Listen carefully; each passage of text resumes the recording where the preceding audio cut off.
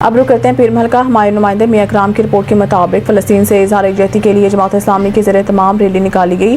Rally قلعہ منڈی سے اللہ والا چوک تک نکالی گئی۔ ریلی میں جماعت اسلامی کے مقامی عہدیداروں اور کارکنوں نے شرکت کی۔ ریلی میں ممبران خدمت خلق گروپ کے خصوصی شرکت۔ ریلی شرکا نے ہاتھوں میں فلسطینی پرچم اٹھا رکھے تھے۔ اللہ والا چوک میں جماعت اسلامی عہدیداروں نے شرکا سے خطاب کیا۔